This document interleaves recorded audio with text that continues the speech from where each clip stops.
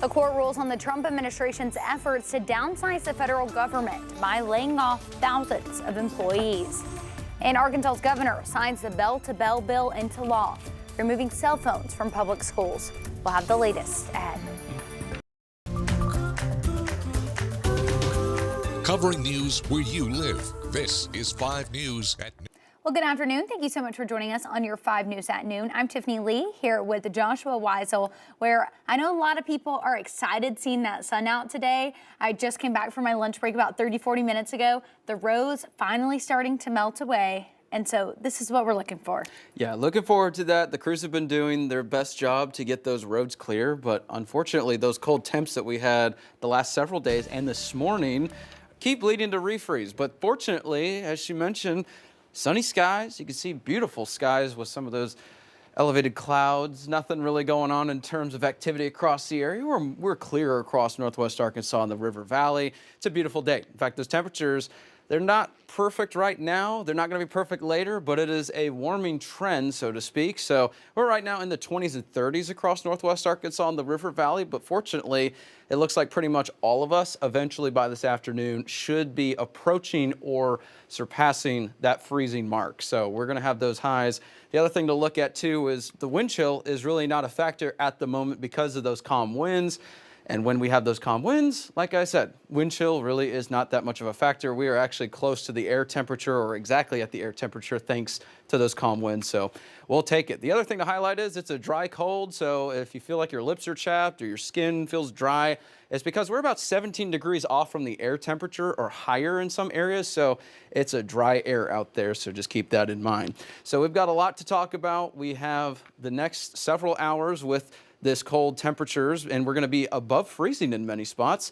So we're going to be talking about how long that lasts and our nice warm trend into early next week coming up. All right, thanks for that. Well, these record-breaking low temperatures are dangerous for everyone, but especially those who can't get out of the cold. Thankfully, there are people in our community who are willing to help. 5 News reporter Jose Carranza joins us to tell us how. Winter weather can be dangerous, especially for those without a home. That's why Pastor Nathan Porter and his team have been providing a 24-hour warming shelter, providing warmth, food, and shelter for those in need. At Saved by Grace Church in Springdale, dozens of people are finding refuge from the freezing temperatures. Pastor Nathan Porter says it all started with a simple phone call with his fellow pastor, Rick Cope. Since then, their help has grown from 20 during this year's first cold spell to nearly 60 every day this week. They're humans, they're a living soul, they're a living being, they have feelings, they have emotions, you know, they have a past, they have a history, and regardless of what that history or that past is, you know, they need to be treated as such, as a human being. If you'd like to help with their mission, you can drop off those donations here at Saved by Grace Church in Springdale. For a full list of all the warming centers in our area, you can head over to our website, 5newsonline.com. For now, I'm in Springdale, covering news where you live. Jose Carranza, 5 News. Well, the winter weather has kept emergency medical crews busy this week. Central EMS says that it's seen a noticeable increase in calls, mostly to slips and falls, cars sliding off the road, and a few hypothermia calls. The slick road conditions are also impacting how quickly its ambulances are able to respond.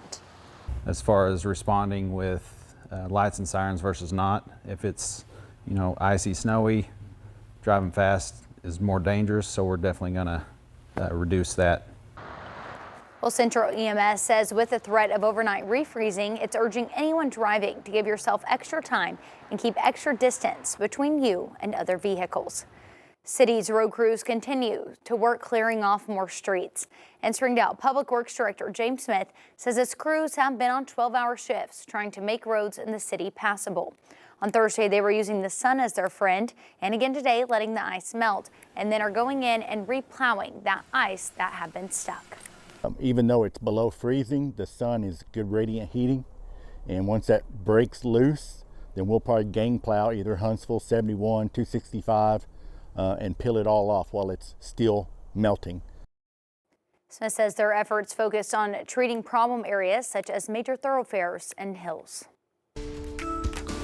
Oh, with several school districts missing days due to this week's winter weather, Arkansas lawmakers are also considering changing the way that schools would make up missed days. A House bill would require public school districts to add 5 additional days to the calendar so they don't have to worry about makeup days at the end of the year. The bill still needs to pass in committee before it goes up for a vote. Well, the governor has signed the bell-to-bell bill, banning kids from having cell phones in public and charter schools. Schools will need to comply or they will be cited for a violation. Lawmakers behind the bill have said that they think it will help the mental health of kids who are growing up in the age of social media. To help protect our children not only from a distraction-free environment in the classroom for academic performance, but also for the emotional intelligence, the socialization that they need. The governor also signed legislation ensuring a free breakfast program for all school students in Arkansas. Governor Sanders launched the initiative back in January during her State of the State address. Now, across the political lines, lawmakers have made the proposal a reality. We have a universal commitment, bipartisan, every corner of the state, to make sure that when our kids are in school, they will not be hungry. So I want to thank my colleagues in the legislature for making sure, along with the governor, that we're going to take food insecurity in Arkansas from the bottom and we're going to go to the top. Legislators estimate that this bill will help impact around 425,000 Arkansas families. The Trump administration's Department of Government Efficiency is expected to turn its focus on the Department of Defense. It comes as at least 10,000 laid-off federal workers received notices of termination over the past week. Natalie Brand has the latest from the White House. The list of laid-off federal workers continues to grow. At least 10,000 have lost their jobs. That includes more than 6,000 IRS staffers expected to be terminated by the end of the month. Among the thousands of jobs targeted within Health and Human Services, Katie Sandlin, an educator at the National Institutes of Health. I've worked so hard, and I've just always thought that hard work pays off, and it doesn't feel like that right now. As workers' unions fight back in court, a judge ruled Thursday the firings can continue for now, saying the challenges have to go through the Federal Labor Relations Authority, which handles disputes between unions and federal agencies. This is the chainsaw for bureaucracy. Elon Musk celebrated efforts to slash government using a chainsaw as a prop at the Conservative Political Action Conference Thursday. If all the money is just spent on paying interest on debt, there's no money left for anything. But Republican lawmakers are fielding concerns from constituents back at home. Oregon GOP Congressman Cliff Bentz heard from them at his town hall. And we've been through downsizing before, and you can do it in a way that is humane. Yes. And treats people with dignity. Amen. And doesn't fire them on the spot. Data shows the vast majority of the more than 2 million federal workers live outside Washington, D.C. Natalie Brand, CBS News, the White House. Well, the CBS News data team found so far 2,000 probationary workers are at the NIH are among those who have lost their jobs. The war of words between President Trump and Ukrainian President Volodymyr Zelensky is now looming over potential peace talks. On social media, Trump called Zelensky a dictator without elections. In 2019, Zelensky won a landslide election, but elections have been suspended since Russia's latest invasion. Meanwhile, the Trump administration is trying to push back on concerns from European allies that Ukraine has been left out of peace negotiations. I had the honor of sitting in the Oval Office as President Trump spoke with President Putin and then immediately spoke with President Zelensky. On Thursday, Zelensky posted videos of him meeting with President Trump's special envoy to Ukraine. After the meeting, Zelensky called the talks a good discussion. He added Ukraine is ready for an investment and a security agreement with President Trump.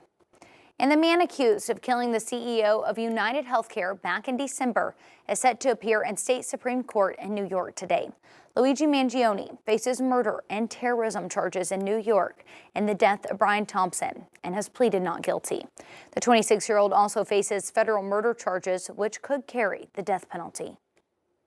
Well, today, Arkansans will have the opportunity to pay their final respects to a former governor. The Arkansas State Capitol will open its doors for a solemn occasion as former Governor Jim Guy Tucker lies in state in the rotunda. Public viewing will take place. It started at 9 this morning. It will go till 4 today on the Capitol's second floor. The state was under his leadership from 1992 through 1996. He followed a lengthy career in public service. Tucker died last week at the age of 81. In Oklahoma, people are remembering the life of former Governor David Boren. He died Thursday at his home near Newcastle, Oklahoma. Boren was elected governor in 1974, becoming one of America's youngest at the age of 33. He then went on to serve in the Senate from 1979 to 1994 and was the University of Oklahoma's president from 1994 to 2018. Boren was 83. Well, justices of the peace in Washington County have approved an ordinance raising their annual maximum pay. The ordinance, which will raise their per diem compensation to $993 per meeting, passed in their meeting on Thursday night. Justices thought the current pay was inadequate and suggested the pay might discourage some people from seeking positions on the quorum court. What I would invite you all sitting here and you all at home is to view this as a tool for yourselves as well. For the next time, if you feel as though that you have not found your representation on this horseshoe adequate, understand that this might open the possibilities for greater representation. And let's take it to the next budget session and vote it in at that time. It's not fair to our constituents. The original ordinance passed during budget session for 2025 addressed the salaries for the full-time elected officials of Washington County, but did not address the salaries for the part-time elected officials, which include justices of the peace.